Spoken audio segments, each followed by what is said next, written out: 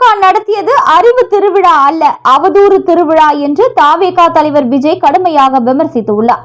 திமுகவின் 75ஆம் ஆண்டு விழாவை முன்னிட்டு சென்னை வள்ளுவர் கோட்டத்தில் திமுக இளைஞரணி ஏற்பாடு செய்த அறிவு திருவிழா சிறப்பாக நடைபெற்றது. இதில் முதல்வர் மு க ஸ்டாலின், துணை பொதுச் செயலாளர் துரைமுருகன், துணை முதல்வர் உதயநிதி ஸ்டாலின், அமைச்சர்கள் KN நேரு, சேகர் பாபு உள்ளிட்ட பலரும் கலந்து கொண்டனர். விழாவில் காலத்தின் நிறம் கருப்பு சிவப்பு என்ற நூலை முதல்வர் வெளியிட்டார். மேலும் 75 கருத்தரங்கத்தையும் முற்போக்கு புத்தக கண்காட்சியும் அவர் தொடங்கி வைத்தார். நிகழ்ச்சி முழுவதும் இளைஞர்கள் ஆர்வமுடன் பங்கேற்று திமுகவின் வரலாறு, கொள்கை, சமூக பணிகளை பற்றிய விழிப்புணர்வை பெற்றனர். இந்த நிலையில் திமுக நடத்திய அறிவு விழா மற்றும் SIRக்கு எதிராக திமுக போராடியதை தாவேகா தலைவர் கடுமையாக விமர்சித்துள்ளார். இது குறித்து அவர் வெளியிட்டுள்ள பதிவில், இப்பொழுதெல்லாம் அந்த கட்சியின் ஒரே இலக்கு நம்மை தூற்றுவதே. தமிழக வெற்றி கழகத்தை மட்டும் மூளையில் தேக்கி யோசிப்பதே அதன் முழு நேர வேலை என்றாகிவிட்டது. அவர்களுக்கு 1969ற்கு பிறகு அவதூறுதான் அரசியல் கொள்கை, லஞ்ச லாவண்யம், ஊழல்தான் லட்சிய கோட்பாடு. இந்த நிலையில் மக்களுடன் மக்களாக இதயபூர்வமாக இரண்டர கலந்த பிறகே மாபெரும் மக்கள் சக்தியுடன் அரசியலுக்கு வருகிற நம் போன்ற ஒரு இயக்கத்தை கண்டால் அவர்களின் மூளை மழுங்கி முனகத்தானே செய்யும். ஆம், அவர்களை நாம் விமர்சிப்பதாக எண்ணித்தான் அர்த்தமற்ற குற்றச்சாட்டுகளை அள்ளி வீசி கொக்கரிக்கின்றனர்.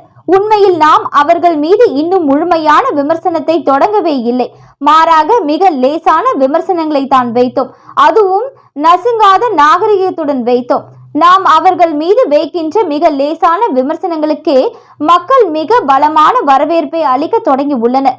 அறிவு திருவிழா என்று பெயர் வைத்துவிட்டு முழுக்க முழுக்க தமிழக வெற்றி கழகத்தை மட்டுமே மறைமுகமாக திட்டும் திருவிழாக அதை மாற்றியதிலேயே அது அறிவு திருவிழாவாக இல்லாமல் அவதூறு திருவிழாவாக தானே மாறியது. பெரியார், அண்ணா கொள்கைகளை மறந்துவிட்ட அவர்கள் மத சார்பற்ற சமூக நீதி கொள்கைகளோடு களம் இறங்கி யாருக்கும் எதற்கும் வளையாமல் வலம் வரும் தமிழக வெற்றி கழகத்தை பார்த்து கொள்கையற்றவர்கள் என்று கூறுவதற்கான காரணம் அவர்களுக்கு ஏற்பட்ட உளைச்சலும் குமைச்சலும் இன்றி வேறு என்ன? நேற்று நடந்த சிறப்பு தீவிர திருத்தத்திற்கு எதிரான ஆர்ப்பாட்டத்தில் கூட யாரை விமர்சிக்க வேண்டுமோ அவர்களை விமர்சிப்பதை விட நம்மை திட்ட வைத்து அகமகிழ்ந்ததே நடந்தது. எல்லா வகையிலும் கபட நாடகம் ஆடும் அவர்களது அவல ஆட்சியின் லட்சக்கணக்கான மக்களுக்கு மத்தியில் அம்பலப்படுத்துவோம்.